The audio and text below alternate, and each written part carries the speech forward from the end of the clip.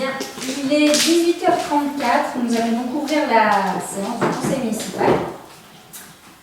Il nous manque encore a priori 2 élus qui ne devraient pas tarder, mais on va commencer à avancer et puis ça va les faire venir.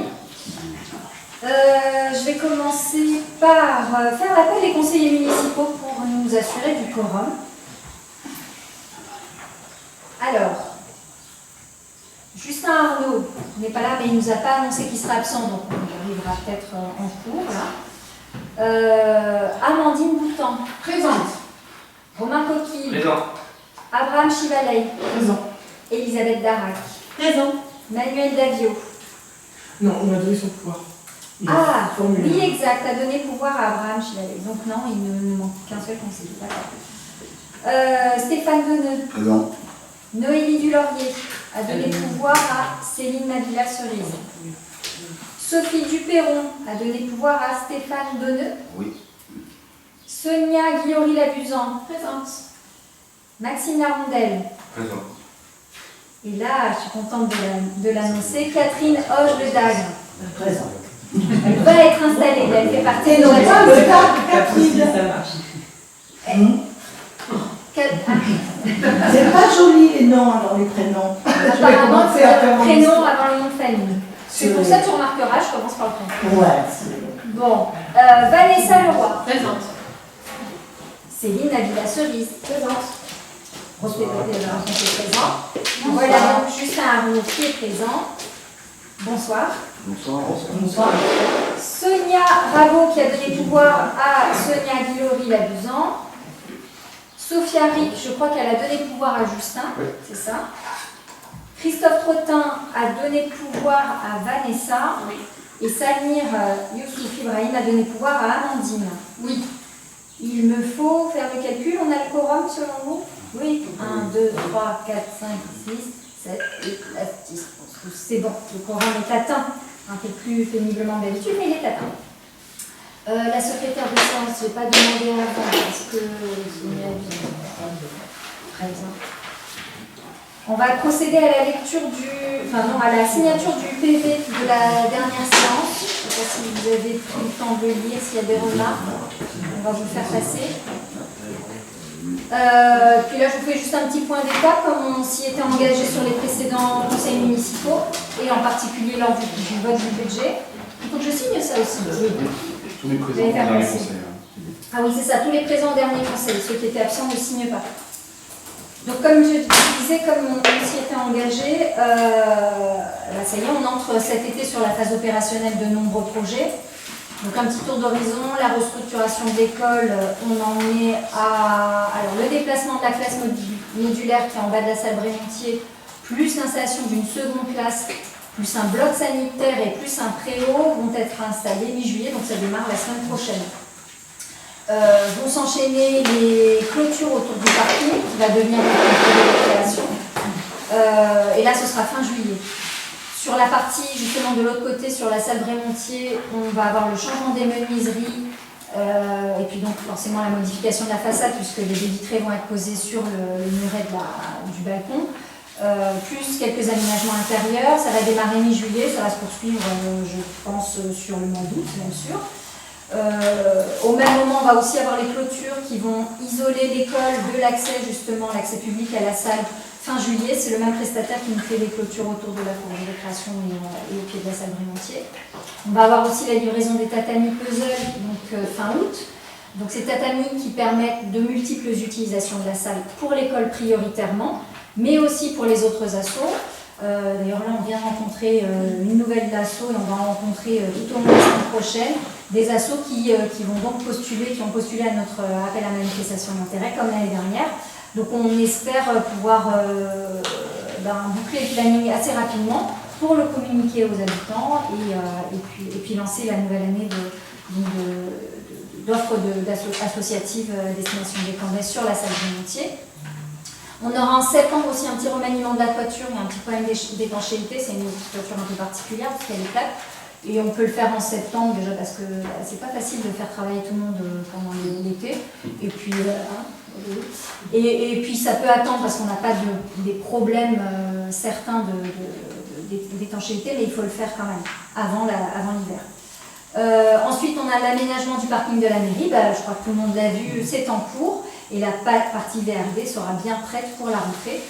Ensuite, l'élargissement de l'épingle du quartier La Tasse de Girard est quasi terminé. Il manque quelques finitions. Il manquait du goudron sur la fin apparemment, donc que les riverains ne s'inquiètent pas, voilà, il reste de la finition.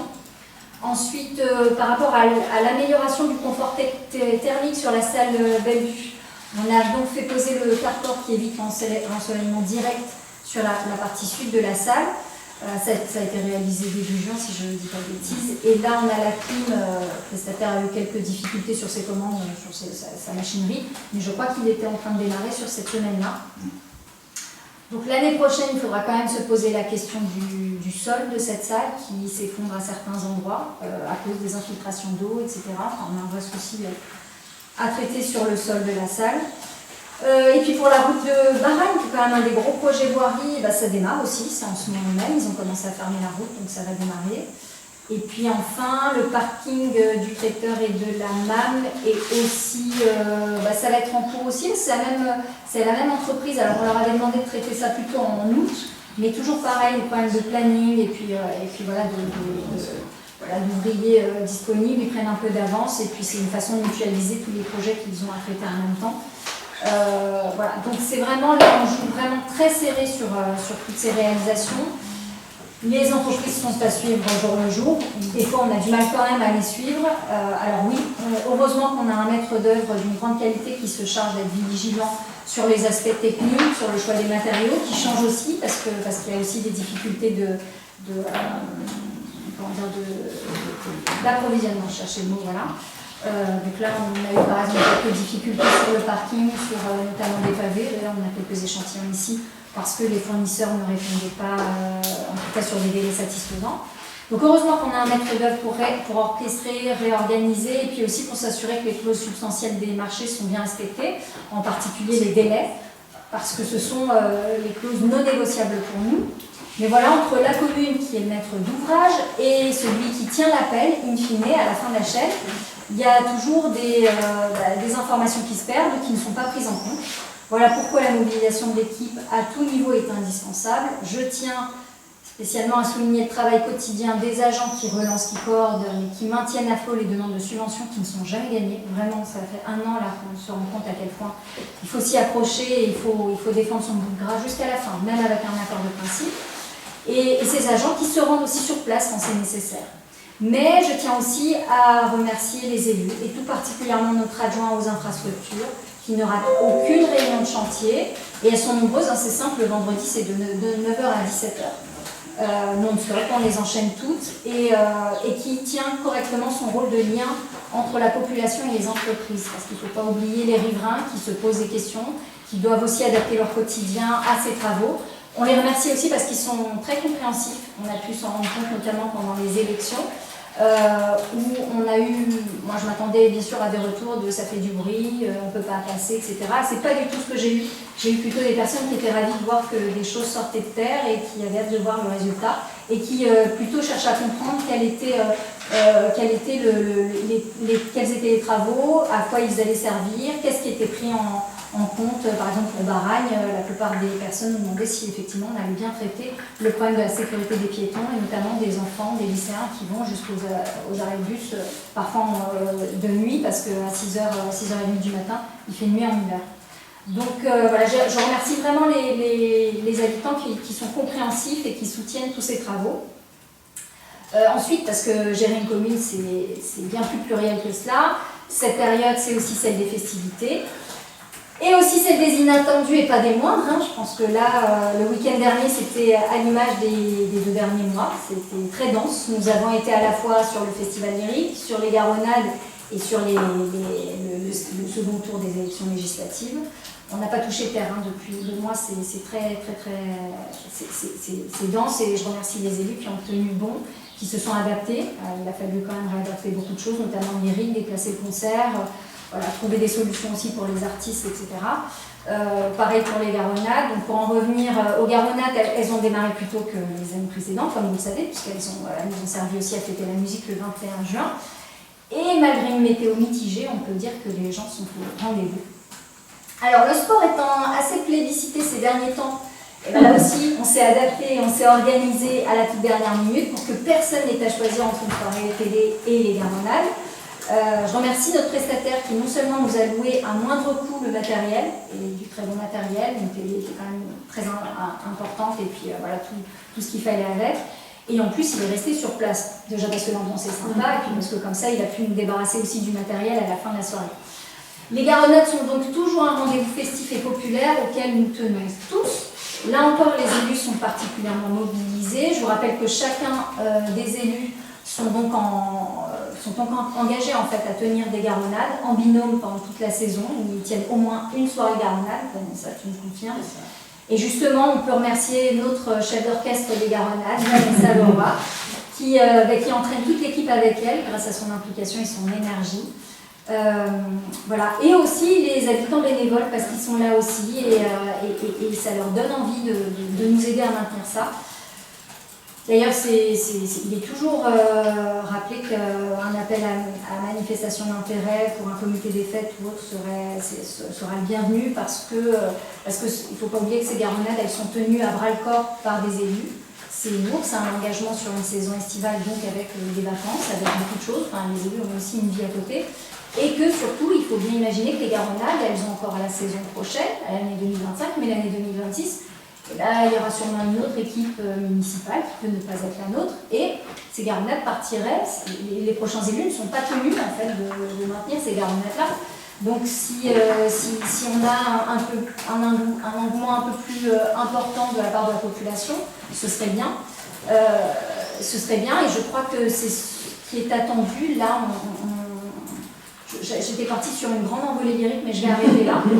Non, mais je vais vous dire pourquoi, parce que je crois vraiment que ce qui s'est passé ces dernières semaines, ce qu'on a vécu avec les élections, donc avec ce qui se passe au niveau national, nous dit quelque chose de ce que chacun d'entre nous doit prendre en charge du bien commun, c'est-à-dire la responsabilité de chacun, l'engagement pour le bien commun de chacun, et on n'y arrivera que s'il y a une mobilisation citoyenne. On l'a vu évidemment pour les élections, mais au quotidien, c'est aussi ça.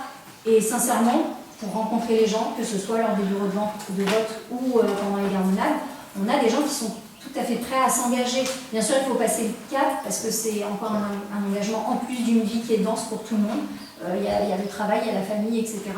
Mais il y a aussi des choses plus hautes que nous qu'on a envie de défendre. Et ce serait bien de continuer à inviter nos habitants à le faire avec nous. Voilà pour à peu près le point d'étape. Je vais vous proposer de passer donc, au relevé des décisions municipales. Vous avez dû en prendre connaissance, puisque cette note de synthèse vous a été envoyée il y a une dizaine de jours. Est-ce que vous avez des questions sur les relevés de décision? Bien. Alors nous allons passer à l'affaire numéro 1. Qui est l'installation d'une nouvelle conseillère municipale qui remplace donc un élu démissionnaire. Donc notre conseiller municipal Cédric Jay a fait part de son souhait de démissionner de cette assemblée délibérante en raison de paramètres personnels, ne lui permettant pas malheureusement d'octroyer plus de temps donc à sa charge d'élu. Dans les communes de 1000 habitants et plus, le conseil municipal démissionnaire est remplacé automatiquement par le candidat venant sur la liste immédiatement après le dernier élu. Dans notre cas d'espèce, il s'agit de Madame Catherine Hoge-Ledagre. Je devais vous lire, je ne sais pas si je l'ai là, la lettre de démission de Cédric Jay, parce qu'il m'avait demandé de la lire. Je ne crois pas qu'il m'ait répondu aujourd'hui.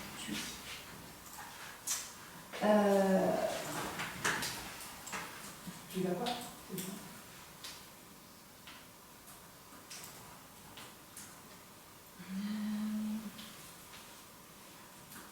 Ouais, non, je l'ai, mais pas là sous le nez. Je devais l'ouvrir, mais je ne l'ai pas ouvert. Je peux vous la retrouver. On a tout le temps, n'est-ce pas? Alors.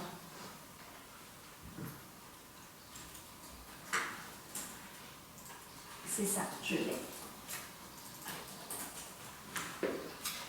Donc, Membre du conseil municipal de la ville de Caen depuis juin 2022, je viens par cette lettre vous faire part de ma démission. Celle-ci est motivée par mon changement de vie professionnelle et personnelle. Ces changements ne me permettent pas d'assurer cette mission pleinement comme j'aurais voulu. Il ne s'agit aucunement de désaccord sur le fond des débats pour lesquels l'ensemble des avis a toujours été pris en compte. Pour toutes ces raisons, je vous demande de bien vouloir prendre acte de ma démission de mon poste de conseiller municipal et de prendre toutes les dispositions nécessaires prévues dans ce cas. En espérant que vous compreniez les raisons de ma démission, je vous souhaite ainsi qu'à l'équipe municipale une bonne continuation dans tous vos projets. Voilà. Alors, je crois qu'il ne s'agit pas de voter. Si, il faut voter cette... C'est un acte, en fait. Oui, voilà. Voilà, un acte. On peut le faire par envoi, sinon c'est acte. Voilà, donc je vous propose d'acter cette démission et puis aussi je vous propose bien sûr d'accueillir Catherine Olledal. Je lui ai proposé, si elle le souhaitait, de faire un petit discours. Donc, chère Catherine, as-tu quelque chose à dire à l'Assemblée qui t'accueille aujourd'hui? Moi, je voulais vous remercier de m'accueillir. C'est vrai que ce village est le village de mon enfance, de ma jeunesse, de mon adolescence, où j'ai vécu là avec mon père, ma mère, ma grand-mère. Quand il vient à l'école, je le répète souvent, mais j'ai le plaisir quand je vois mes copains qui me disent « Catherine, ta grand-mère, elle est exceptionnelle à la cantine ». J'espère que j'irai sur son chemin en vous rejoignant. Et puis je suis très contente parce qu'ayant perdu mon papa et mon oncle il n'y a pas longtemps, ils doivent être contents de voir cette réussite pour moi, qu'il y en ait une. J'ai 68 ans depuis le 7 juillet et je vais détrôner Samir. C'est pas avec plaisir, mais voilà, donc je vous remercie encore. Et puis ce village, il a été plein de commerces, plein de fêtes. Et puis aujourd'hui, je sens qu'il y a une municipalité qui veut recommencer à le faire vivre et ça me fait plaisir d'y participer. Voilà, je crois que je vous ai tout dit et encore merci. Ah bravo, et sans papier. Oui,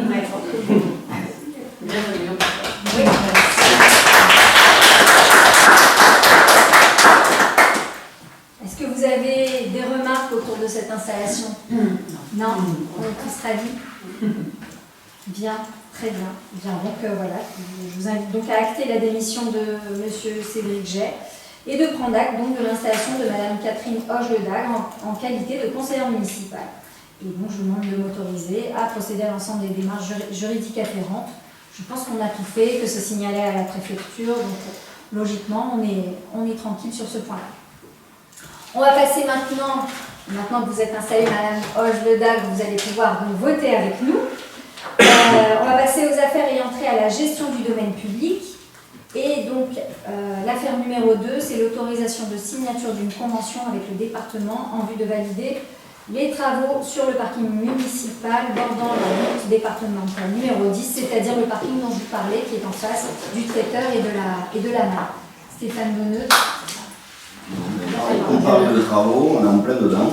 Donc c'était prévu au mois d'août, mais ça risque de commencer un tout petit peu plus tôt pour des raisons d'organisation de l'entreprise qui travaille sur plusieurs chantiers à la fois. Donc, mais pour ce faire, on est quand même obligé de signer une convention avec le département, même si on est en zone aglo. On ne peut pas déroger à cela, donc c'est pour ça qu'il convient de formaliser cet accord. Voilà. Est-ce que vous avez des questions sur ce sujet? C'est juste que forcément, il va y avoir une entrée et une sortie sur ce projet et que la sortie tombe sur les zébras du département. En fait, il y a des zébras sur cette zone-là. Donc, il va y avoir aussi un travail de signalétique aussi sur la départementale par rapport à l'aménagement du parking. Il risque aussi d'y avoir une alternance pour la pose de bordure sur le côté. Oui, le temps des travaux. Le temps des travaux, Ouais. c'est obligatoire. Est-ce qu'il y a des questions? Oui. Ouais, j'ai deux petites questions par rapport à la crèche. Oui. Parce qu'aujourd'hui, il y a une clôture entre en gros la crèche et le parking. Ouais. C'est une simple clôture et je trouve que pour les enfants, c'est pas idéal. La route est très bruyante, les voitures qui garent à côté, c'est pas super. Donc, je veux savoir s'il avait été imaginé d'avoir une clôture du type inondation ou bien occupante. Voilà. Bah, alors ça, pour le coup, c'est le sujet des locataires. Hein. S'ils nous le demandent, effectivement, on l'étudiera. On a eu des demandes, par exemple, du traiteur sur d'autres sujets, notamment des sujets de sécurité. S'ils nous le demandent, on l'étudiera. On ne peut pas le mettre là, en tout cas au budget, parce qu'il n'y a pas de budget pour ça. Mais s'il y a une demande, que ce soit des plantations ou quelque chose d'occultant, ça se travaille avec le propriétaire. Pour les petits enfants, c'est quand même. Oui, bien sûr. C'est très joliment les Pour l'instant, Elles n'ont pas fait elles de ne demande, vont mais pas demander par contre, elles de- sont très volontaires sur l'aménagement du jardin, ouais, normalement. Donc oui, ça peut, en tout cas, parce que si elles ont un souci de ce côté-là, elles vont nous faire remonter. Je pense qu'il n'y a pas de souci. Est-ce qu'il y a d'autres questions sur le sujet? C'est bon. Alors, les propositions soumises au conseil municipal sont de valider le contenu de la convention proposée par le département dans le cadre des travaux du parking de l'ancien trésor public sous maîtrise d'ouvrage communal. Il va vraiment falloir qu'on lui donne un autre nom que l'ancien trésor public. Valider l'opportunité de conventionner en ce sens avec le département. Autoriser Madame la maire à procéder à la signature des conventions ainsi que des actes juridiques et financiers qui en découleront. Qui s'abstient? Qui est pour? Oui, j'ai pas dit qui est contre. T'as failli nous avoir. On change. Ok, donc qui est contre 0. Ok, voilà, donc c'est exactement ça. C'était un piège pour voir si vous suivez. Donc c'est approuvé à l'unanimité. Merci à tous. Affaire numéro 3, instauration d'une procédure de rétrocession des parties communes d'un lotissement de l'ASL à la commune. Alors, je te passe directement la parole, Stéphane. Donc là, je vais quand même tout vous lire parce que ça a été cité écrit, c'est quand même assez important. Donc la création d'un lotissement se fait au travers d'un permis d'aménager, ce qui le distingue juridiquement d'une simple division et la réalisation de parties communes, donc voirie, réseau, éclairage public, espace vert. Ces ouvrages communs construits par des lotisseurs sont par la suite confiés à une ASL, donc une association syndicale libre, régie par un conseil d'administration dont les membres sont des colotis. À ce stade, ces ouvrages sont donc des propriétés privées, neuves et garanties.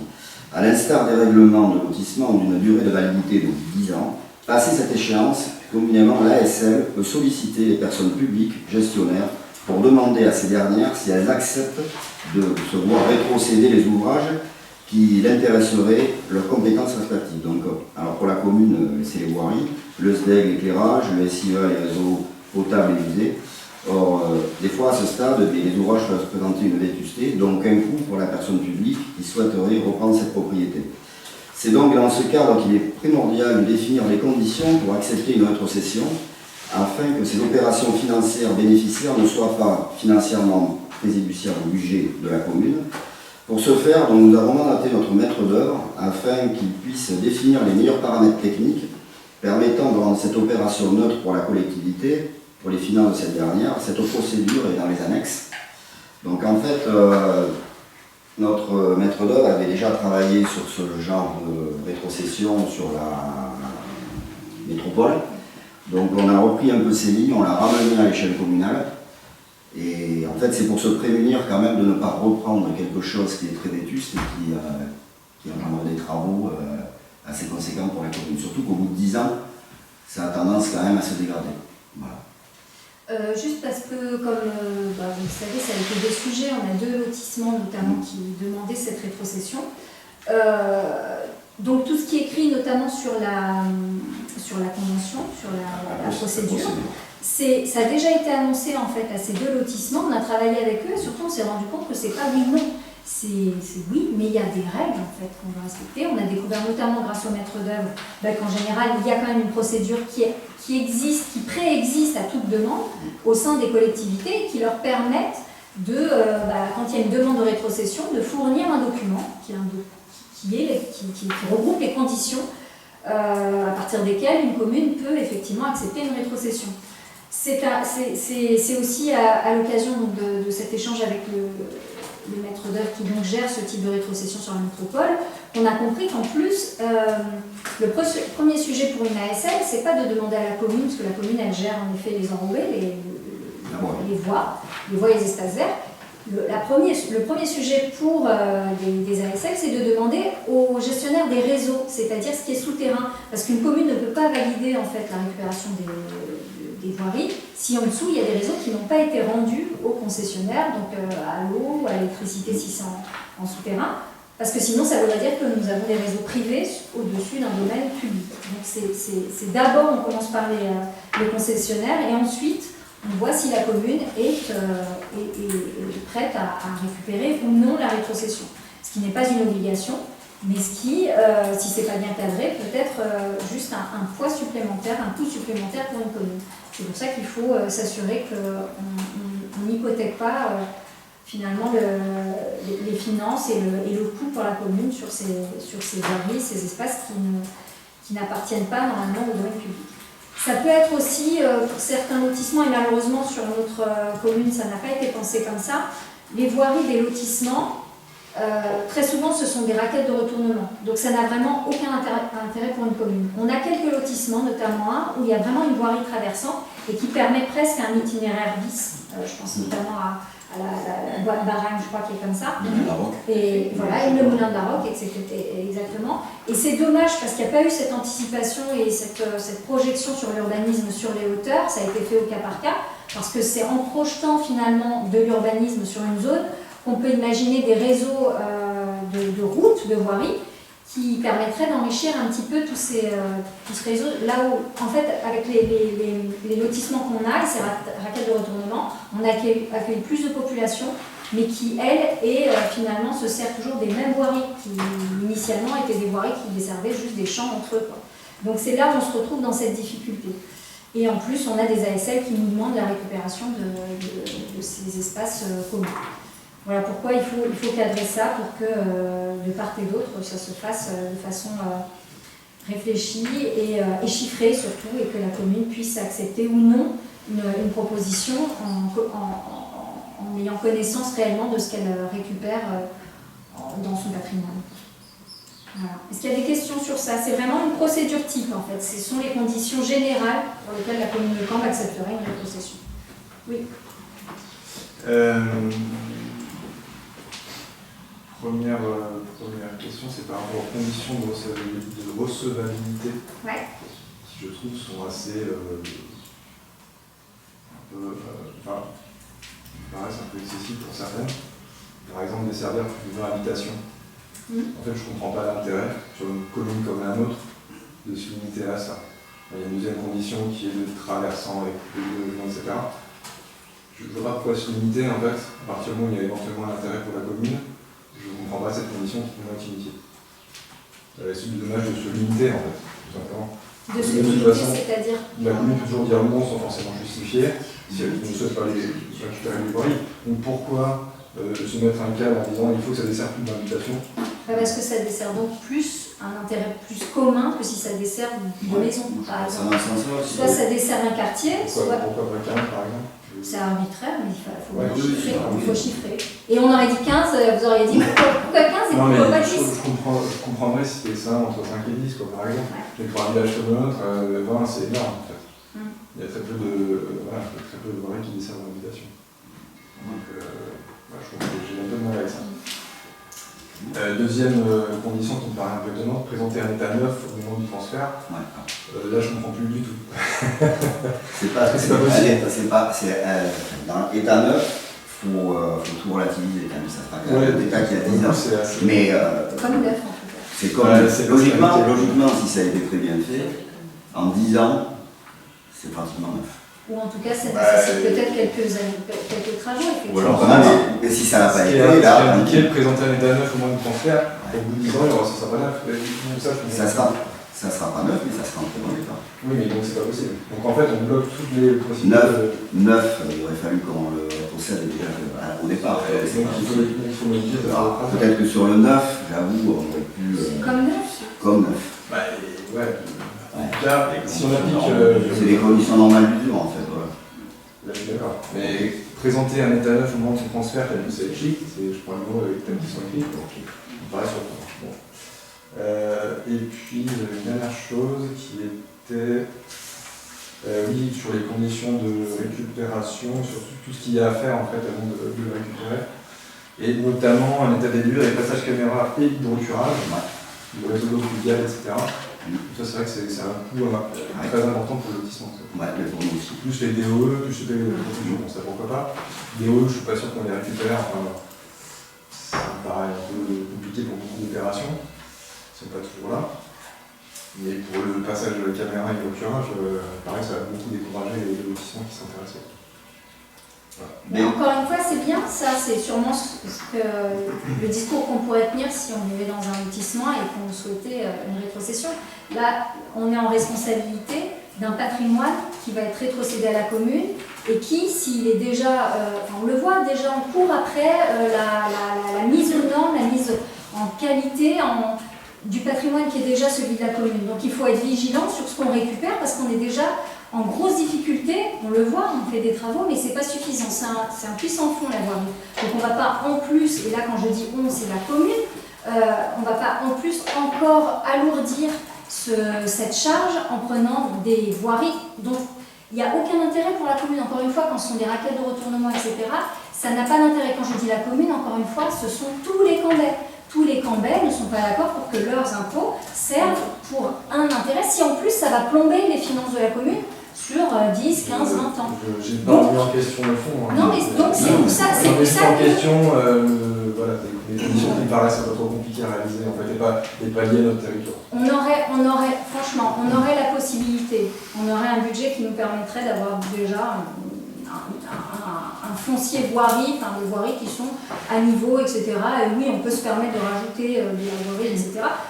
Clairement, on a fait quasiment un copier-coller de la métropole qui n'a pas les mêmes moyens que nous. Donc si elle est difficile alors qu'elle peut récupérer, on a réduit de beaucoup quand même nos exigences, mais si une toute puissance qu'est la métropole au niveau financier, si elle préfère être rigoureuse sur ce qu'elle récupère dans son patrimoine, imaginez-nous nos petites communes où on n'arrive déjà pas à gérer notre patrimoine. On en est encore à reboucher des trous, à faire de la rustine, autant prendre quelque chose qui est comme neuf parce qu'on n'est pas en capacité vraiment de récupérer plus. C'est pas possible. Peut-être que dans quelques années, encore une fois, ça n'est qu'un premier document, peut-être que les prochaines municipalités se diront c'est bon, on a fait ce qui était le plus important sur nos voiries, on a des axes importants qui sont nickel, c'est bon, on peut peut-être être un peu moins restrictif sur le fait de récupérer la voirie dont on aura la charge. Il ne faut pas oublier que parfois il y a des espaces verts, pour certains il y a même des bassins de rétention. Tout ça, ce sont des charges dont on n'a pas les moyens, là, ni en service technique, ou alors il va falloir encore faire de l'externalisation, etc. C'est tout ça qui fait qu'on est obligé, si on accepte, d'être sûr que ça ne va pas encore amputer le budget voirie de travaux supplémentaires. Déjà, ce qu'on a, on n'arrive pas à le gérer. Je reviens sur la métropole, on n'a pas fait un copier-coller d'une rétrocession métropole, on l'a vraiment épuré. Parce que si on avait mis toutes les clauses, je pense que ça aurait été beaucoup plus compliqué. Les questions sont différentes. Oui. Vous parliez à l'instant des ouvrages, notamment pour les eaux pluviales. Je pense que la commune a un très très fort intérêt à maîtriser ces ouvrages. Il y en a un propriétaire, c'est dans son intérêt, dans l'intérêt public de tous ceux qui risquent d'être inondés par justement le non-fonctionnement des ouvrages. Donc là, il y a aussi dans la collection. Et voilà. Raison de plus pour exiger de prendre des ouvrages qui soient fonctionnels. Si on prend quelque chose qui n'est pas bon, on aura juste quelque chose de pas bon. Pour vous dire, déjà que là, le schéma directeur des eaux pluviales, on rame vraiment, je tape du poing sur la table parce que ce serait moi, on serait déjà en contentieux avec ces bureaux d'études qui ne font rien, qui rament. Ça fait 1 an qu'on rame, plus d'un an, avec des gens qui nous vendent du rêve et il ne se passe rien. Donc là déjà on essaye d'avoir ça parce qu'effectivement ça va nous permettre aussi de voir par rapport à, je pense à ça parce que notamment le bassin de rétention nous pose question et là vraiment sur les hauteurs il faut qu'on comprenne ce qui nous attend, c'est quoi l'état des lieux et comment on fait pour gérer cette eau de pluie. On sait bien que c'est un vrai problème. Et c'est aussi pour ça qu'on ne peut pas dire on ouvre les bras, allons-y, rétrocédons et récupérons tout ça parce que on n'a même pas les moyens techniques de savoir ce qu'on est en train de récupérer. C'est pour ça qu'il faut remettre les choses comme quand vous vendez votre maison et qu'on vous demande tout ce qui fait que l'acheteur il sait quand même à peu près ce qu'il récupère. Donc voilà, j'allais dire un truc et je l'ai mangé. Et par contre, il se trouve que là on va avoir un lotissement qui est en train de sortir de terre, on a été voir en récollement. Et là, ça a été dit dès le début, dans le règlement de lotissement, on l'a mis, la commune ne récupérera pas cet espace commun. D'abord parce qu'encore une fois, c'est encore une raquette de retournement. Et c'est dit dès le début. Donc peut-être que pour le vendeur, bah oui, ça ne sera pas la meilleure, mais au moins c'est clair.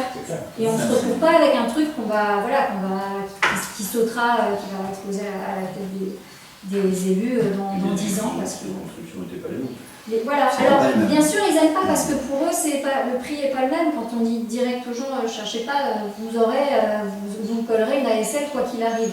Mais au moins c'est clair et puis on n'est pas là pour simplifier la vie des promoteurs, on est là surtout pour faire attention que ça se passe bien pour la commune dans les 10 prochaines années.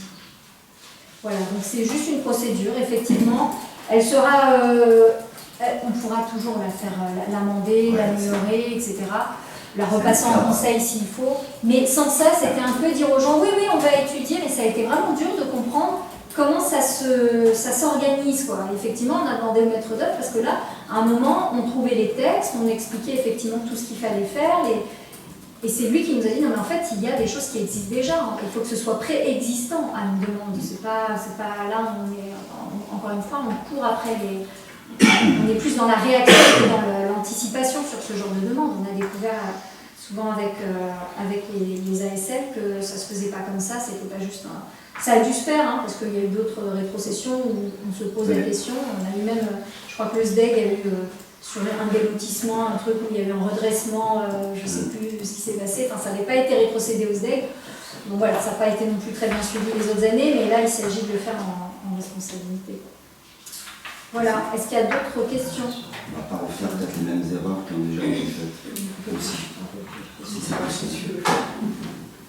Bon, très bien. S'il n'y a pas d'autres échanges, les propositions qui sont soumises donc, au conseil municipal sont de valider le contenu du règlement, et procédure de rétrocession des espaces communs, d'un lotissement de la commune de Cambre, si après annexé à la présente délibération, de valider l'opportunité de soumettre toute demande effectuée en ce sens auprès de la commune à ce présent règlement, et d'autoriser Madame la maire à procéder à la signature des conventions ainsi que des actes juridiques et financiers qui en découleront. Qui s'abstient? 2 ici. Et Sonia Guillory, que j'avais invitée en effet à s'abstenir, tout simplement parce qu'elle est concernée. Voilà. Donc, et qui est contre? Et donc, qui est pour? Ah, pour Sonia. L'autre Sonia. Oui. Ok, alors on va dire 2 abstentions. 3 abstentions. 3 abstentions. Non, c'est pas Sonia. Et pas Sonia Rameau. Il y a Sophia et Justin. Ah, pardon, pardon. Il y a Manu aussi. Et Manu, mais il est en quoi? Oui, mais c'est juste une abstention. Non. Ok, donc 3 abstentions, il ne reste que 3. Merci à tous. On avance sur l'affaire numéro 4, qui est donc l'adhésion de la commune aux nouvelles missions d'instruction proposées par le PETR. En fait, on a juste remis un cadre sur ce qu'on leur demande de plus en plus. Donc, est-ce que tu veux en... Oh ben oui, ça devrait être écrit, il faut quand même le dire, il y a des gens qui travaillent pour ça. Du coup, ça tombait bien, on parlait de récollement. Voilà. Donc alors, pour le PETR de l'Entre-deux-Mers est un syndicat intercommunal qui a pour mission principale d'instruire les demandes d'urbanisme pour les comptes des communes membres, dont Cambre fait partie. Donc, je ne sais pas si vous vous souvenez, mais déjà en mai 2023, la commune a adhéré à une nouvelle de ses missions d'assistance au récollement qui vise à l'issue de la réalisation de travaux ayant donné lieu à une autorisation d'urbanisme à se rendre sur place et constater la conformité des travaux avec le dossier autorisé. La présente affaire vise tout d'abord à signer un avenant à cette convention en vue d'amender la convention initiale de la possibilité donnée aux agents du PETR de dresser un procès-verbal en cas d'infraction et de défrayer cette mission d'une valeur de 250 €. Pas très cher. En outre, le PETR propose à ses communes membres d'adhérer à la possibilité de recourir à de nouveaux services, donc c'est un petit peu pour ça. L'instruction et délivrance des autorisations des travaux portant sur les établissements recevant du public, donc les ERP, en dehors du dépôt d'un permis de construire. L'instruction et délivrance des demandes d'autorisation préalable et des déclarations préalables concernant la publicité, les enseignes et les pré-enseignes. L'instruction et la délivrance des autorisations préalables aux travaux conduisant à la création de plusieurs locaux à usage d'habitation dans un immeuble existant dit permis de diviser. L'adhésion à ces services n'implique aucune obligation, mais permet seulement de pouvoir solliciter le PETR si on le souhaite, y recourir en le défrayant le cas échéant sur une base de tarifs votée par son conseil d'administration. Donc pour 2024, les tarifs sont les suivants. Autorisation de travaux pour les ERP 40 €, instruction des dossiers de publicité extérieure 40 € et l'instruction des carnets de divisés 40 €. Alors, juste pour quand même préciser, ce sont des nouveaux services, donc c'est juste que comme il y a un avenant à notre convention, il faut les citer. Maintenant, on ne va pas forcément les solliciter, les activer, tous ces services. Alors, d'une, juste par rapport aux déclarations préalables sur la publicité, les enseignes et les préenseignes. Ça, c'est nouveau, c'est parce que en fait, jusqu'à présent, c'était l'État, donc la préfecture, qui gérait ce type de demande. Il se trouve que la compétence a été rétrocédée aux communes. Donc, on va avoir ce type de demande et on demande au pôle territorial, donc à nos instructeurs, de s'en charger sur la base, pour l'instant, d'un règlement national, un peu comme nous avec notre carte communale, qui est un règlement national. Et puis, très rapidement, on commencera un travail sur le règlement, sur ces règlements de publicité, qui a déjà été initié au niveau de la communauté de communes. Et ça peut être intéressant parce qu'il y a vraiment une cohérence sur les affiches, les enseignes. Vous connaissez mon sujet sur la pollution visuelle que peuvent créer les banderoles et autres, et enseignes, etc. Ça fait partie des cohérences et de l'esthétique de nos paysages, en fait, de se poser la question des enseignes et des affichages. Pour l'instant, on n'a pas les moyens, on a beaucoup de sujets à traiter, donc ça restera sur la base du règlement national. Ensuite, par rapport au permis de diviser, malheureusement, on ne dispose pas de ce règlement. Donc pour l'instant, on ne pourra pas solliciter le pôle territorial sur ce genre de demande, parce que pour ça, si je ne dis pas de bêtises, il faudrait avoir une politique de l'habitat. C'est ça, Guillaume? Je crois qu'il faut, notamment le traiter au niveau de la CDC. Donc on en est loin, parce que la politique de l'habitat, ça va aussi, en général, avec un PLUI. Donc vu qu'on est qu'au stade du PLU. PLH, politique de l'habitat. Plan local de l'habitat, c'est ça, plan local de l'habitat. Donc on n'en a pas, et on n'en a pas non plus au niveau intercommunal. Ce serait quand même cohérent, mais on n'y est pas. Ce sera sûrement une suite logique, de toute façon, on en parle de plus en plus en intercommunalité. Ça permettra surtout de traiter le mal logement, les divisions qu'on ne voit pas, des gens qui vivent parfois, surtout sur les communes du sud de l'interco. On a eu il n'y a pas longtemps un cas d'une personne qui était logée dans un garage au niveau des communes du sud, et donc en grande difficulté, en précarité, etc. Le permis de diviser, donc encore faut-il être en capacité et de mettre après des agents pour vérifier ça, mais ça permet aussi de traiter le mal logement qui est suite évidemment avec la pression en ce moment, la pression de l'habitat, de la crise de l'habitat, ça se voit de plus en plus. Voilà, donc en tout cas, le pôle territorial, on le sollicite beaucoup en ce moment pour le récollement. Ça, et donc on assiste, madame, je ne dis pas son nom parce qu'on ne comprend pas, je ne sais pas. En tout cas, notre instructrice, parce qu'elle a les compétences techniques et que malgré tout, il faut qu'elle soit accompagnée dans l'OPJ. Et puis ça nous permet aussi nous-mêmes de monter en compétence sur ce qu'on vérifie lors d'un récollement. Ça nous permet aussi de mettre un peu de pression sur les projets qui sont déposés en le communiquant qu'il y a des récollements, et donc aussi de commencer à structurer un petit peu les demandes et s'assurer que ce sera correctement réalisé derrière. Voilà. Est-ce qu'il y a des questions sur cet avenant à l'adhésion du pôle territorial? Non.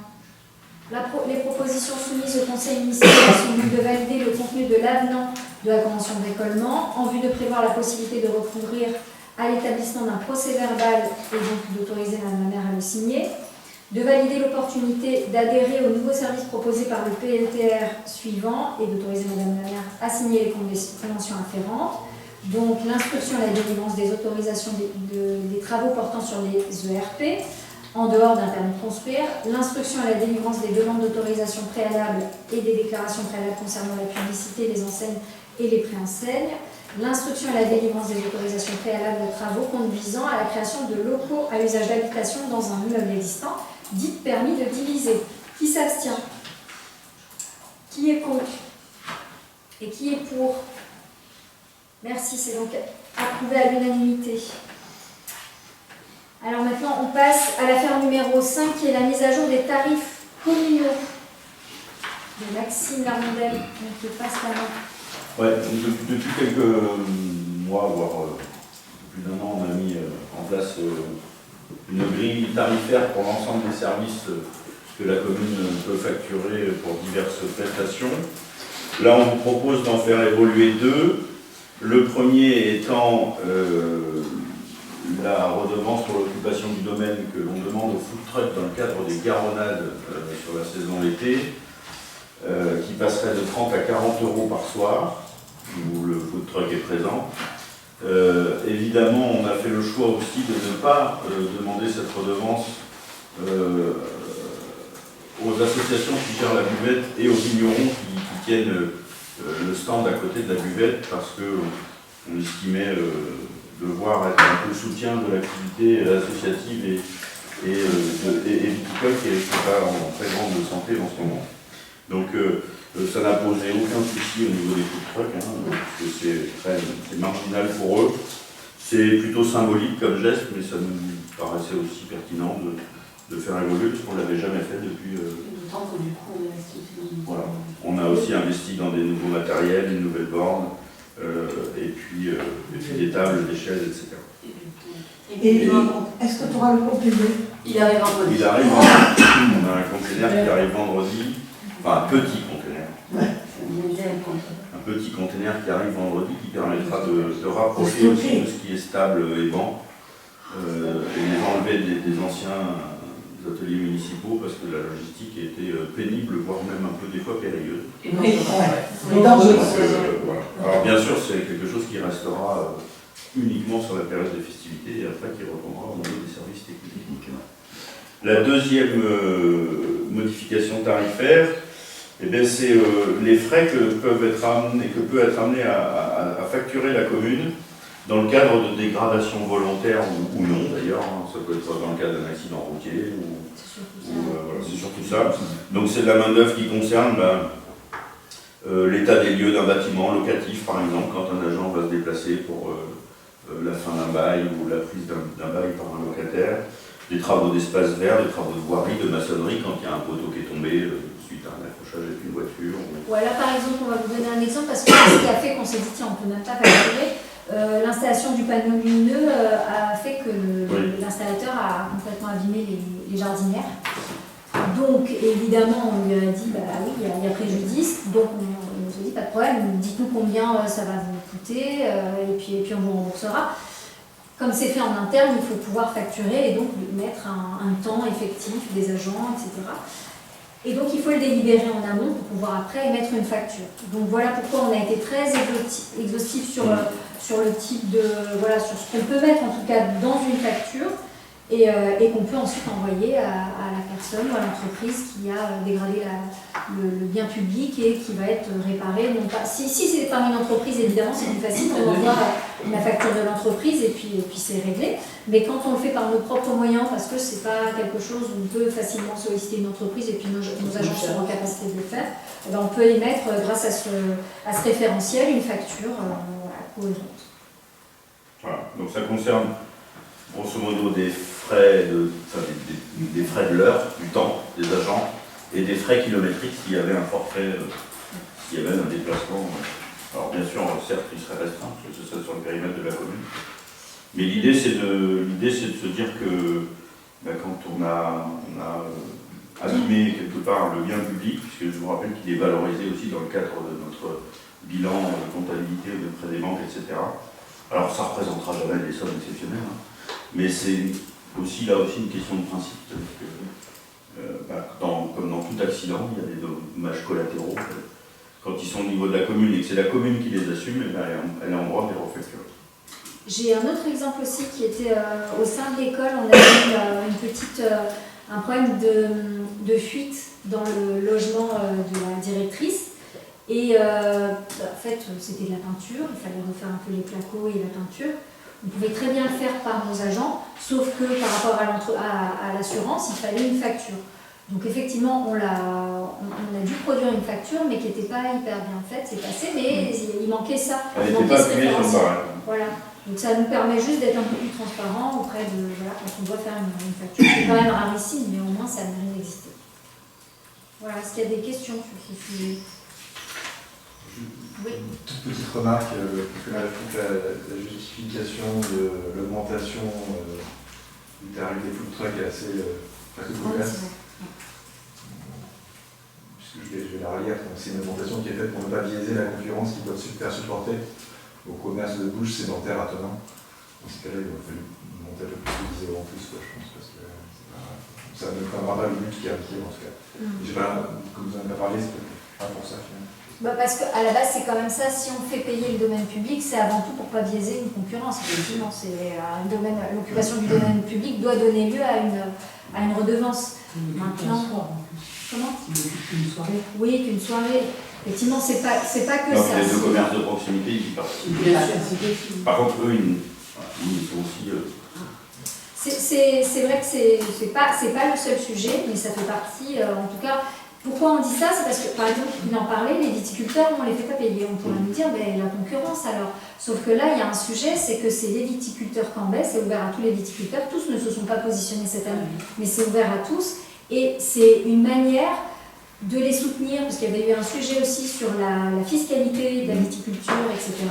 Et que nous, on souhaitait que tous puissent bénéficier en fait d'un avantage, et donc de cette vitrine. Voilà. Donc pour eux, on peut le justifier sur le soutien à la viticulture. Sur les food trucks, effectivement, bah, il y en a d'autres à côté, il y a aussi une concurrence, il y a d'autres food trucks aussi, donc il faut mettre un prix. Et encore une fois, la commune n'a pas vocation à gagner de l'argent sur ça, juste à ne pas perdre de l'argent parce qu'il y a quand même une consommation aussi d'énergie. Voilà. Mais le but, c'est sûrement pas de faire fructifier ces emplacements. Mais pourquoi pas, hein. De toute façon, la question s'est posée cette année. Voilà, on ne peut pas. C'est les tarifs, honnêtement, c'est les tarifs qui sont compliqués à faire bouger parce qu'on va le bouger de 2 €, 3 €, 4 €. Ça n'a pas beaucoup de sens en fait. Donc, c'est cohérent par rapport à l'occupation. C'est ça. C'est un soir par semaine, c'est ça. Et c'est 2 mois dans l'année. On ne va pas demander un avis complet. Non. Et par contre, le food truck qui vient d'Andonville, lui, il vient gratuitement. Ah non. Ah, il paye aussi. Oui. Non, celui qui vient tous les vendredis. Oui, Il paye aussi. Il paye aussi. C'est l'occupation du C'est l'occupation de Absolument. en garde, Tout à fait. Oui, ce tarif, c'est pour toute demande d'occupation. Toute l'année. Oui. Ok. Est-ce qu'il y a d'autres remarques? Bien. Alors, les propositions soumises sont donc la rectification du tarif, je ne vais pas tout dire, c'est trop long. La rectification donc, du tarif pour l'occupation du domaine, l'occupation temporaire du domaine public pour les ventes au déballage de produits alimentaires depuis un véhicule de type food truck, qui passe désormais donc à 40 € au lieu de 30 €, et aussi donc la mise en place de tarifs pour permettre à la commune, lorsqu'elle est victime d'un préjudice matériel sur son patrimoine immobilier, de facturer la réparation effectuée par ses propres moyens au travers de l'intervention des services techniques à l'auteur du préjudice, donc, et d'instaurer ces tarifs qui sont donc de 30 € par heure et par agent. Donc sur différentes, que ce soit la main-d'œuvre, les travaux d'espace vert, les voiries, je ne vais pas tout lire, mais ce sont surtout des items, des frais de déplacement qui sont de 80 centimes au kilomètre, et des frais de traitement administratif qui sont un forfait de 80 €, et d'autoriser Madame la maire à engager l'ensemble des démarches juridiques et financières afférentes. Qui s'abstient? Qui est contre? Et qui est pour? À l'unanimité. La délibération est approuvée à l'unanimité. Merci à tous. L'affaire numéro 5, c'est le remboursement à la communauté de communes des cotisations pour le SDIS et pour Gironde numérique. Jusqu'à il y a 2 ans en arrière, en fait, la communauté de communes prenait ça à sa charge. C'était une gentillesse, un oubli. Peut-être, la communauté de communes. Mais en fait, ces sommes-là sont dues par les communes via la CDC donc aux SDIS, aux pompiers, et à Gironde numérique. Maxime, je te laisse. Bah, ça te dit. Ouais. Donc la CDC, elle regroupe l'ensemble des cotisations des communes de son territoire pour les cotisations FIS et Gironde numérique. Et puis chaque année, elle nous émet entre guillemets, une facture que l'on doit régler. Donc ça se porte à 711 € pour le SDIS et 1809 € comme Gironde numérique. Et ça, c'est chaque année, c'est à peu près les mêmes montants, ça évolue. C'est un tarif par habitant. Voilà, c'est par habitant.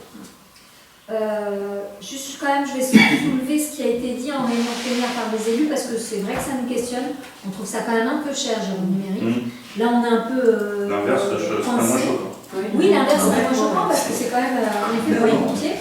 Bon, là, on est obligé de rembourser puisque la CDC a payé, mais on a entre-temps, suite à vos remarques, demandé à Gironde numérique un peu plus d'explications sur ce qu'ils fournissaient comme service à ce prix-là. Ça les a un peu secoués, je ne vous cache pas que tout à coup, ils avaient plein de choses à nous dire. Je reviendrai vers vous pour faire, parce que vraiment, je n'ai pas encore bien compris. On se posait la question juste sur quoi? Sur la signature, c'était sur quoi? Le transfert de... Le transfert en contrôle de légalité, voilà. l'ensemble des âmes. C'est sporadique, quoi. C'est ça. C'est hyper important, mais c'est sporadique. On était en train de voir si on ne pouvait pas gérer ça par On avait quelques options. Sortir. Non, mais t'es à 1 € par habitant. Oui, Oui, oui, c'est ça. Et le SDIS, t'es qu'à 0. Ah oui, mais c'est... Parce que le sujet sur le numérique, c'est la protection des données, c'est beaucoup de sujets, même la gestion de notre patrimoine informatique. On leur a demandé s'il y avait un informaticien, on nous avait dit oui, peut-être qu'il pourrait être mutualisé avec la CDC, mais on n'en voit pas la couleur. Et nous, en attendant, on le voit bien, on a dû changer notre matériel, on doit refaire toute la tour en bas, là, comment ça s'appelle. On a fait appel à ce fameux prestataire qui nous a aussi loué la télé, qui est un informaticien sur crayon, qui travaille avec des collectivités et qui est beaucoup plus disponible, qui nous offre des solutions à un autre niveau. Bon, on commence à se dire, on ne va pas dédoubler les prestataires, et si réellement le sujet c'est juste cette histoire de transfert au contrôle de l'égalité, on va voir si réellement ça ne peut pas passer sur autre chose. pas le règlement de cantine, parce que je n'aime pas ça, ce truc-là. Non, justement, le paiement de la cantine, ça aussi c'est un sujet. Non, j'irai pas ça en même temps. Non, et en plus là on a fait venir le conseiller au... Ça, pardon, ils sont chez un prestataire plus même. Parce que avant, c'était le santé, il faisait ça. C'est Mushroom le. Ah oui, effectivement. Celui de la CDC. Là aussi, il faudra qu'on en parle, mais peut-être à la rentrée, parce que on a eu on sollicite beaucoup maintenant le Trésor public parce que ça bouge beaucoup. Il y a plein de directives nationales qui ont des répercussions chez nous. Et notamment le papier, c'est ça en fait. Il ne faut plus envoyer de facturation papier. Le Trésor public est normalement en charge d'envoyer les factures aux familles. Et puis il y a beaucoup de choses qu'on demande maintenant à nos agents qui font qu'ils vont être contraints, si vous voulez, de renseigner chaque famille à chaque fois avec le coût, à chaque fois la facturation unique, alors que maintenant c'est un global. Et tout ça a fait que, en fait, on a demandé en effet un rendez-vous avec la CDC, parce que la CDC a avancé sur ce travail. Ils ont donc un nouveau, un nouveau logiciel qui s'appelle Mushroom, effectivement, qui est à destination des familles, mais qui en plus est vraiment une facilité aussi pour nos agents. C'est pour ça que tout le monde est en train de y passer. On a déjà, je crois, 3 communes qui ont adhéré avec la communauté de communes. Et puis là, il y a Langoiran qui veut aussi s'y mettre, nous, et je ne sais plus quelle autre commune. Ils nous l'ont dit en CDC, je ne sais plus. En tout cas, on se rend compte que finalement, on a tout intérêt à se regrouper et à prendre ce logiciel-là, qui sera bien plus facile pour les familles, parce qu'elles vont aller sur un portail famille, elles auront tout. Donc tout va être en dématérialisé. On est encore sur cette marche forcée vers la démat. Et il y aura un sujet quand même pour le conseil municipal, parce que ça a un coût, encore une fois. C'est-à-dire qu'on est contraint de le faire, mais on est contraint à un certain coût. Je ne sais plus combien on nous disait. Là, les communes de la Traîne payent... Sur la Traîne, alors c'est quasiment 3-4 000, c'était à 9 000 € pour les communes. 9 000 € pour ajouter ce logiciel. Voilà. Donc il faudra là aussi qu'on en parle à la rentrée. Ça va être encore une autre affaire, j'imagine, à délibérer et à mettre en place. Bon, ça va être comme la CDC, de toute façon, le temps que ça arrive, ce ne sera pas avant janvier. Mais, je le dis aussi parce qu'en conseil d'école, j'ai aussi des parents d'élèves qui nous ont demandé si on pouvait adopter ce système qui était celui de la communauté de communes et qui a l'air d'être aussi très pratique pour les parents. Voilà. Est-ce que cette prestation de numérique, ça doit être traité à la CDC? Et voilà, et surtout, donc pour en revenir à Jérôme Numérique, plus ça va, et plus on se pose vraiment la question. La CDC l'utilise pour Podoc, tu sais, le transfert. Mais nous, notre toute petite commune, on n'a pas de documents comme ça à passer par un système sécurisé, etc. Donc voilà, le sujet, ça va être de voir si réellement ils ne sont pas d'une grande utilité. On va essayer de voir si on ne peut pas sortir de ce conventionnement, parce que ça fait quand même double frais, c'est pas rien, 1800 €. Quand on voit ce qu'on va nous demander, comme un 1800 usage. € pour nous, c'est-à-dire que C'est ça. au niveau de la CDC, ça fait C'est ça. ça. Enfin 1200, 1008 même, parce que je te dis 1800. Oui. Ah non. Voilà. Est-ce qu'il y a des remarques sur donc, ces 2 adhésions qu'il faut rembourser à la CDC? C'est quoi le SDIS? C'est les pompiers. Les pompiers. Ça nous parle départemental d'incendie de secours. On a l'air un tout petit peu plus important. Service départemental d'incendie de secours. De secours. C'est ça. Géré par les pompiers? C'est les pompiers. C'est Ce sont les pompiers. Voilà, le nom de leur syndicat. D'accord. Ça fait partie. Et Jérôme Numérique, c'est privé. Jérôme Numérique, non, ça appartient Non. au département. C'est un service du département. Donc normalement, on conventionne avec eux, c'est public. Sauf qu'on paye quand même un service, mais qu'on se rend compte peut-être qu'ils sont intéressants pour des structures plus importantes, mais nous on les sollicite. Peut-être qu'ils ont fait ça comme ça. Non. Je crois qu'avant notre mandat, la commune de Caen n'y adhérait pas. Tu vois? Si je dis pas de bêtises, c'est ça? Donc ça, on peut se poser la question de l'intérêt. C'est pas obligatoire. Hein. ben, Il faut qu'on ne paye pas. Mais non, mais on s'en rendait même pas compte. C'est pas C'était Ah oui, financé c'est ça. par la CDC. C'est ça, on ne payait pas, mais on devait C'est quand pas même y nous. adhérer. Et il avait opéré pour 50 €. Oui. C'était 50 €. C'était 50. Donc on le voyait pas. mais alors qu'est-ce qui fait qu'aujourd'hui vous y adhérez? Alors, Ah, on y a nous, toujours on a adhéré. toujours été adhérents. La CDC qui est en train d'un peu fermer les robinets partout se dit bon, ça c'est sympa, mais on va rendre aux communes ce qu'on paye pour Ah, elles. d'accord. Parce que Ah, voilà, ouais. tout le monde est en train de se dire bon, écoute, un sou c'est un sou. Donc Bah les oui, mais en communes même temps, remboursent. Oui, on en avait un. C'est quand même une somme. Bah C'est après, une somme. non mais c'est une somme, c'est 1800 €, c'est pas non plus. Mais il faut Oui, regarder le c'est service. pas- Faut regarder C'est le le service. service qui est en derrière. face. S'il y a un vrai Ils service, savent ça compte. bien ce qu'ils font. S'il n'y a pas de service, ça sert à rien. 1800 balles, on les met ailleurs. hein. Mais c'est clair. Non, mais pour 1800 balles en informatique, t'as pas grand chose non plus. hein. Non, d'accord. Mais si on déjà on sait ce qu'ils font exactement, ce à quoi on a le droit en service, C'est ça. eh ben, au moins on est capable de comprendre pourquoi on paye. Ils ont, Peut-être qu'on n'utilise pas. ils ont géré aussi notre NAS, le fait d'avoir le réseau comme ça, c'est ça hein? Oui, c'est le seul projet qui a été mis en place, c'est avoir un réseau interne. Ça paraît normal, mais c'était pas le cas ici il y a 4 ans. Je sais qu'ils l'ont déployé gratuitement. En tout cas, c'était pris en charge. Sinon, c'est 1800, Voilà, on va avoir des parapheurs électroniques, ce genre de choses, mais c'est voilà, sur ce type de collectivité, où les élus sont tout le temps là, il n'y a pas de souci. Quoi. Voilà, donc on va juste vérifier qu'on C'est juste de comprendre ce que c'est. Et puis ça se trouve, on pourrait avoir des prestations C'est ça. intellectuelles ou du conseil qu'on n'utilise pas, parce C'est ça, qu'on est c'est même ça. pas au courant. C'est ça. Est-ce qu'il y a d'autres remarques sur ce sujet? Non. Bien, alors les propositions, c'est simple, sont de valider le contenu de la convention proposée par la communauté de communes des ports de l'Entre-deux-Mers en vue de fixer les conditions du remboursement de la contribution qu'elle verse au SDIS, donc au syndicat départemental, syndicat de défense incendie. Sécurité. Sécurité. Service départemental d'incendie et de secours. Les pompiers, quoi. Mais les pompiers, C'est mieux, hein. le 10. C'est vrai qu'on est tout le temps. Le SDIS, c'est mieux. c'est- On va comment c'est Faire d'être un seul. C'est paisible de parler comme Non ça, mais hein. c'est bien les nouveaux élus pour ça, pour nous rappeler. Moi, je me souviens de notre arrivée dans le mandat où c'est fou, quoi, tous ces acronymes. Donc c'est bien de les expliquer, sauf quand on dit n'importe quoi, ce qui est le cas là, présentement. Vous voyez pas tout. Chez Martin Donc, J'aime beaucoup les petits mots comme ça. de valider l'opportunité de conventionner en ce sens avec la CDC sur la base des montants suivants pour la commune, donc pour le SDIS 711 € et pour Giron Numérique 1809 €, et d'autoriser Madame la maire à procéder à la signature des conventions ainsi que des actes juridiques et financiers qui en découlent. Bon, vous l'aurez compris, on est un peu obligé là de signer ces conventions parce qu'ils ont déjà avancé l'argent, mais on peut compter sur nous pour questionner réellement la convention directement, surtout avec les ronds numériques sur ce sujet. Qui s'abstient? Qui est contre? Et qui est pour? Merci à tous, c'est validé à l'unanimité. Ensuite, et là c'était c'était même un des sujets principaux du conseil municipal, pour tout vous dire, puisque c'est l'attribution des subventions annuelles 2024 aux associations cambaises éligibles. C'est même une des raisons pour lesquelles on a quand même maintenu ce conseil municipal maintenant. Bon, comme on vous le dit, hein, il y a eu beaucoup de choses qui se sont ajoutées ces dernières semaines. Donc pour toutes les autres affaires, on aurait pu attendre la rentrée. Ceci dit, on est ravis d'accueillir rapidement Catherine Vidal, mais c'était surtout aussi nos associations qui nous ont fait des demandes de subventions et pour lesquelles on a quand même besoin de réponses le plus rapidement possible.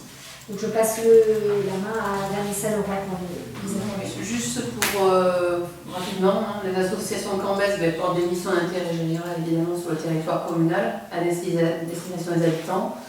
Alors, soit dans différents domaines, hein, notamment la culture, le patrimoine, le sport, le social, enfin, voilà. Donc du coup, le projet de l'équipe municipale est de favoriser le développement local au travers de toute activité ou initiative qui permettrait en fait de contribuer au dynamisme local, notamment et créer des liens aussi avec les Cambais et la commune. Donc on fait en sorte que les associations cambaises soient des acteurs majeurs de la vie communale et pour ce faire, du coup on leur octroie ou en tout cas on leur propose de demander des subventions communales. À savoir que on a transmis le dossier en avril 2024 pour un retour à mi-mai, donc ils avaient 1 mois et demi pour remplir leur dossier. On a été en support, j'en ai aidé quelques-unes notamment à remplir leur dossier. Donc toutes les associations cambaises ont reçu le dossier, c'est-à-dire que nous avons envoyé 18 dossiers. Donc la plupart ont été envoyés par voie dématérialisée, mais aussi par voie papier parce que les associations ne sont pas dématérialisées. À savoir que beaucoup de nos associations cambaises sont également au sommeil ou ont très peu d'activités finalement. On se rend compte qu'on a 18 assos, en tout cas répertoriés sur la commune, mais pour autant, peu sont vraiment en activité. Et d'autres sont en activité mais n'ont pas besoin de demande de subvention, s'autosuffisent ou n'ont pas besoin forcément d'aide financière. Alors, il y a également de l'aide en nature, notamment la mise à disposition de salles, la salle Paulasson, notamment la salle Bellevue, qui est limitée au niveau de la salle Bellevue, mais qui est quand même prêtée, la salle Brémontier, voilà. Donc du coup, ça c'est des associations qui demandent, c'est des avantages dits en nature, mais ça se valorise aussi dans leur chiffre, hein, bien évidemment. Donc du coup, on a eu 6 demandes de subventions communales. Après, on a parlé en bureau d'adjoint, hein, on va dire en bureau hebdomadaire, on va dire, on ne s'appelle d'adjoint. On a eu plein de demandes aussi, des gens qui tentent, hein, des associations hors territoire évidemment. Donc on a vite statué, hein, parce qu'on ne va pas distribuer l'argent communal à Pierre Paul Bach, hein, c'est pas l'idée. À savoir que les 6 demandes de subventions sont uniquement des subventions à titre de fonctionnement. Il pourrait y avoir par exemple une demande pour une action particulière. Je dis n'importe quoi, une association demande à faire un festival pour l'anniversaire, je sais pas, il peut y avoir par exemple, je sais pas, une association patrimoniale qui veut faire un anniversaire, n'importe quoi. Il pourrait y avoir une subvention pour une action bien spécifique. Là, ça n'est pas le cas. Ce ne sont que des subventions pour le fonctionnement, pour être à l'équilibre au niveau des comptes, pour continuer à faire perdurer l'association, on va dire. Donc, les associations qui ont demandé des subventions financières sont la Bibliothèque de Cambe. Petit rappel sur 2023, donc ils avaient demandé une subvention à hauteur de 1200 €, pardon. Ils ont demandé la même chose sur 2024, donc ce qui est demandé également au conseil municipal. Il y a l'Entrepote de Cambe, donc c'est l'association des parents d'élèves, qui avait demandé 1500 € en 2023, qui avait fait une demande de subvention qui était nettement au-dessus, c'était le double pour 2024, mais ça permettait de payer, on va dire, une activité au niveau de l'école, si je ne me trompe pas. Et en fait, une subvention communale ne sert pas à ça. Elle voyage, voilà. Donc en fait, la commune peut participer au voyage, au niveau des élèves, mais par contre, ce n'est pas l'APE qui demande une subvention pour la redonner à l'école. Ça ne fonctionne pas comme ça. Donc nous avons statué à donner la même chose que l'année dernière à l'association des parents d'élèves, c'est-à-dire 1500 €. Le Fusil Cambé avait demandé l'année dernière 500 €, même chose pour cette année. L'association des Péniquets avait demandé 500 € également l'année dernière, a demandé également 500 € en 2024. Le Team CX4, oui, je ne reprends pas ce que c'est comme association, alors, je ne sais pas si vous voulez que je le redise. Team CX4, c'est une association de cyclisme sur la commune qui avait demandé 400 € en 2023, a également demandé 400 € en 2024. Vous avez demandé plus, mais on a statué qu'on allait pas. Ils ont demandé 500 pour 2024, on a statué sur la même chose parce qu'en fait, il n'y a pas eu forcément il n'y a pas de besoin particulier. Voilà, il y a une manifestation qui se fait à Caen, mais il y a peu de visibilité. Voilà. Donc on a laissé la même chose que l'année dernière. Et il y a une nouvelle subvention, puisque du coup, il y a la compagnie d'Ocam qui faisait déjà des activités sur la commune de Caen, mais qui nouvellement a changé son siège social et l'a déplacé à Caen. Donc ils ont demandé 500 €. La compagnie d'Ocam, c'est une compagnie qui propose du théâtre, des stages de théâtre. Ils sont intervenus également sur les garonnades, ils interviennent sur pas mal de choses, ils sont très volontaires aussi. Et donc c'est une nouvelle subvention à hauteur de 500 €. Donc l'intégralité des demandes de subvention pour 2024 est à hauteur de 4 600 €. Alors que c'était 4 100 sur 2023. Il y a une association de plus. Les autres associations, comme je vous dis, n'ont pas forcément demandé, c'est davantage en nature, ou n'ont pas besoin du tout de subvention pour équilibrer leur fonds de résultat. Voilà. Alors, je profite quand même de ça, et puis après, bien sûr, je vous passerai la parole si vous avez des questions ou des remarques sur ce sujet. Parce que tout à l'heure, tu parlais effectivement du fait qu'on peut aussi subventionner une association qui, pour un festival, qui crée des festivals, etc. Je rebondis sur ça, puisqu'on a quand même un festival lyrique qui est porté par la commune jusqu'à cette année. Mais on a travaillé avec celui qui est en réalité l'orchestre, le chef d'orchestre pour le dire comme ça, de ce festival, ce monsieur qui est bénévole, mais qui portait le festival quasiment tout seul. Il passe l'année à aller chercher des artistes, etc. Et qui se sentait quand même un petit peu engoncé, on va dire les choses comme ça, sur le fait que la commune, elle n'a pas les moyens, elle n'a pas des moyens extensifs, et c'était très difficile de lui faire comprendre que tant que la commune était porteuse du projet, c'était elle qui était la directrice artistique, la réelle directrice en tout cas artistique et financière, et que donc, surtout financière, et que donc ce festival était le festival de Caen. On sentait bien qu'il y avait un plafond de verre pour lui comme pour la commune, et nous l'avons incité et accompagné comme on l'a pu pour qu'il crée son association, parce que comme je l'ai dit à l'ouverture du festival lyrique du vendredi soir, une collectivité et surtout une commune a vocation à soutenir la culture, oui, à soutenir même les acteurs culturels comme on était là, mais pas à s'y substituer.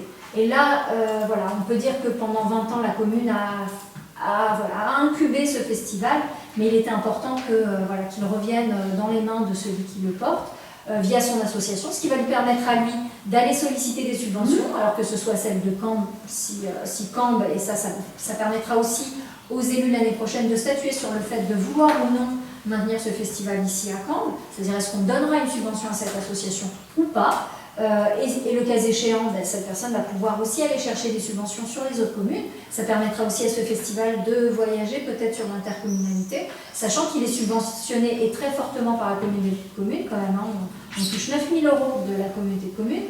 Il est aussi financé par le département qui a bien moins subventionné aussi cette année, ce qui a été aussi un coût à encaisser pour la commune. Donc on donne une certaine liberté à ce festival. On pense que ce monsieur, avec une expérience de 20 ans maintenant, 23 ans même, sera en capacité de le maintenir et même de le faire évoluer, parce qu'il est en contact aussi avec des partenaires privés. Et c'est là où justement, nous, collectivités, on n'a quand même pas vocation à avoir... à faire rentrer des partenariats privés dans ce qu'on fait. Donc voilà, on a souhaité clarifier ce sujet, le festival, rendre aussi un peu plus de liberté aussi au conseil municipal de maintenir ou non ce festival, de remettre ce festival sur la table. On en avait hérité, on a 4 ans d'expérience aussi à le gérer. Et voilà, tous ces écueils ont fait surface et on s'est dit, bon, il faut quand même un peu clarifier les choses et savoir qui est la force publique, qui est l'intervenant privé, qui est en capacité de porter ce festival, parce que pour moi, c'est pas une commune. Une commune, elle peut effectivement, quand il n'y a pas de comité des fêtes porté, pourquoi pas, des festivités populaires, faire des choses à moindre coût, mais encore une fois, on est une collectivité de 1900 habitants, et ce festival était quand même un festival qui coûtait 20 et quelques 1000 euros. C'était quand même pas rien, 20 000 euros pour une commune comme la nôtre. Donc grâce à ça, si on nous demande une subvention, a priori c'est 4 000 euros, je crois qu'au final le reste à charge de la commune, c'était à peu près ce qu'on exigeait. Notre part à nous. Notre part à nous. Sans compter toute la mise à disposition du personnel, parce que c'est quand même aussi une charge assez importante administrative, voilà, plus la salle, plus tout. Voilà, donc on a rendu à César ce qui était à César, on lui souhaite de réussir à porter ce festival sur les prochaines années. Et un autre petit sujet, parce que comme ça on en reparlera l'année prochaine, mais pour le judo, vous savez, ce dojo, il a bénéficié donc de ces subventionnements c'est un montage un peu bizarre au niveau de la fédération et puis du ministère des Sports, qui faisait qu'une grosse partie était prise en charge par le ministère, mais le reste à charge devait passer par l'association de judo, alors que normalement le reste à charge est pour nous, mais c'était pour que ça passe dans ce montage national. Le judo va en fait payer le reste à charge, mais en réalité nous, en échange, on va lui payer une subvention. Donc je crois que ça va être à hauteur de 2500 euros pour les 4 prochaines années. Voilà, comme quoi on peut être rigoureux, et puis au niveau national, il se passe des montages un peu particuliers. L'essentiel, c'est que notre salle soit subventionnée par le programme Milan Dojo. Est-ce que vous avez d'autres questions sur le sujet des subventions aux assos ? Ah, et Vanessa, tu voulais aussi rappeler que pour Brémontier, oui. Il y avait aussi quand même un sujet, c'est qu'on ne les a pas listés, mais toutes les assos de Brémontier utilisaient Brémontier avec une convention, et avec, si elles ne respectaient pas le fait d'accueillir, alors je te laisse dire. En fait, l'idée c'était de dynamiser et de proposer du service du sport notamment au Cambé, et qui plus est en priorité aux enfants, puisque du coup la plupart des associations qui sont à Brémontier récupèrent les enfants à la sortie de l'école.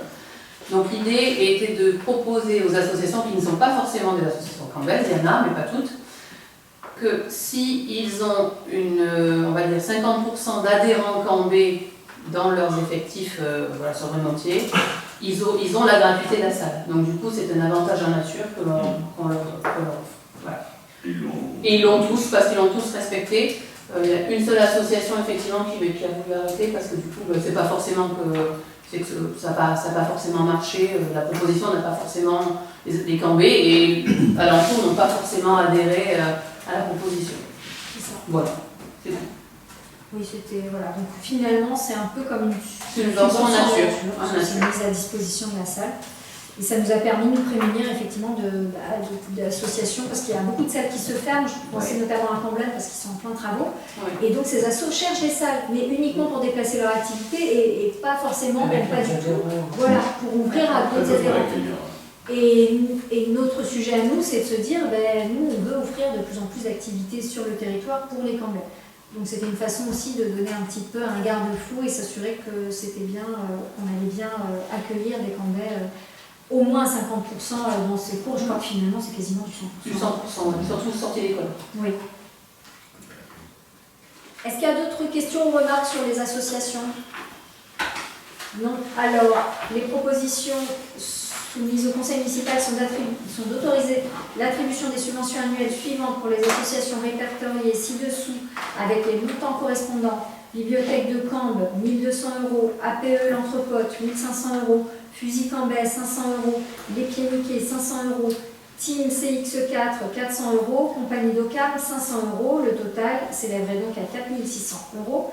D'autoriser le cas échéant, Madame la maire a proposé la signature des conventions afférentes ainsi que l'ensemble des actes juridiques et financiers qui s'y rapportent. Qui s'abstient? Je suis impliquée, par rapport au Fusil Cambais. Voilà. Ok, donc parce que tu es partie prenante. Ouais. Qui est contre? Et qui est pour? Donc c'est à la majorité. Et juste à rappeler, parce que c'est vrai que je voulais le dire aussi dans mon petit truc, juste ces associations-là ils bénéficient aussi de la buvette des Garonnades. Donc c'est vrai que Maxime en a parlé, on ne leur fait pas payer l'emplacement, mais après toutes les associations cambaises on propose de tenir la buvette des Garonnades. Et d'autres assos qui n'ont pas demandé de demande de subvention participent notamment à la buvette des Garonnades. Voilà. Donc du coup c'est aussi un plus, et certains le valorisent aussi de cette manière-là. Voilà. quoi de financement. Enfin, c'est des affaires. Voilà. Affaire numéro 8, c'est la validation de la subvention UE FEDER dans le cadre du réaménagement de la salle Brémontier. On y revient. Max. Oui, alors les fonds FEDER, ce sont des fonds européens qui font l'objet par les collectivités pour des projets particuliers de demande de subvention comme le reste. Nous avions demandé une demande de subvention. Le montant maximum qu'on pouvait attendre était de un peu plus de 58 000 €. Nous avons eu une réponse positive à hauteur de 40 000 €. Donc pour vous rappeler un petit peu l'économie du projet Brémontier, on a environ 130 000 € de prévus sur ce projet, 46 000 € en autofinancement et presque 85 000 € en subvention sur 2 années. Donc la subvention de l'État DETR l'année dernière pour 44 000 € et le FEDER donc pour 40 000 €. Donc finalement c'est un beau projet et l'association William Dojo nous a mis un peu le pied à l'étrier, mais du coup on a été énormément subventionné sur ce projet, donc c'est plutôt une très bonne nouvelle. Donc sur 130 000 €, la commune ne paye que 46 000 €. Vous avez des questions? Donc en fait, le pôle territorial qui est qui porte finalement c'est exactement, c'est le décrochement local pour ces subventions de l'Europe, nous demande le plan de financement, donc il apparaît là, il apparaîtra évidemment pour les candidats qui souhaiteront savoir quelles sont les dépenses et comment ça a été financé. Et vous avez raison de parler du fait que les 1001 dojos, comme c'est entièrement pris en charge par la fédération, ça n'apparaît même pas sur ce plan de financement puisque tout sort directement de la poche de la fédération. Oui, il y a même encore presque 50 000 €. Ouais. Est-ce qu'il y a des questions ou des remarques? Non. Donc les propositions soumises au conseil municipal sont d'amender la délibération 2023-180 du 23 février 2023 portant sollicitation d'une subvention UE FEDER dans le cadre du financement du réaménagement de la salle Brémontier en salle sportive associative, en y enjoignant donc le plan de financement développé dans les articles qui ont été détaillés par Maxime, et donc d'acter le récapitulatif suivant les dépenses du projet. Je ne vais peut-être pas tout vous récapituler, je vais vous dire les dépenses. Donc au total de dépenses, 130 726 € de dépenses. Voilà. Les subventions sont de 84 313 €. L'autofinancement pour cette salle, donc pour la réhabilitation complète de la salle, va être de 46 400 €, ce qui nous fait donc un autofinancement. La salle nous aura coûté 35% de son coût. Voilà. Est-ce qu'il y a des questions ou des remarques? Qui s'abstient? Qui est contre et qui est pour? Merci à tous. On va envoyer ce dossier et on croise les doigts parce qu'on nous en demande toujours plus. Et enfin la dernière affaire numéro 9, elle est arrivée comme ça un peu sur la fin. C'est donc la demande de subvention du SDEC. En général, quand on fait des travaux d'éclairage, le SDEC nous propose aussi une subvention. C'est aussi surprenant, mais c'est comme ça. Est-ce que Stéphane, Je crois que tu as tout dit. C'est rapide, hein. Bon, ça concerne aussi quand même. Oui, ça concerne le parking. Ouais. Donc, comme on va changer d'éclairage, il y a une coût de main-d'œuvre de presque 8 500 €. Et donc, le SDEC et l'installateur va aussi nous subventionner à hauteur de 20%. Voilà. Donc, nous n'en privons pas. Voilà. On nous a proposé différentes solutions. On a pris la moins chère et en plus c'était la moins chère et celle qui était le plus dans le cadre du projet. Voilà, donc une subvention. Donc là, on vous demande juste l'accord pour signer cette subvention, cette demande de subvention au SDEC de 20% sur 8 478 € hors taxe. Est-ce qu'il y a des remarques? Des questions? Très bien. Alors, donc les propositions soumises au conseil municipal sont de valider l'opportunité de solliciter le subventionnement par le SDEC de 20% du montant de 8 478,80 € correspondant aux frais de travaux d'éclairage public sur le nouveau parking de la mairie en cours de réhabilitation. D'autoriser, le cas échéant, Madame la maire à procéder à la signature des conventions afférentes ainsi que l'ensemble des actes juridiques et financiers qui s'y rapportent. Qui s'abstient? Qui est contre? Et qui est pour? Merci à tous. Donc cette dernière délibération est approuvée à l'unanimité. Il est 19h58 et 59, alors si vous voulez, et nous pouvons donc clore le conseil municipal du 10 juillet 2024. Merci à tous.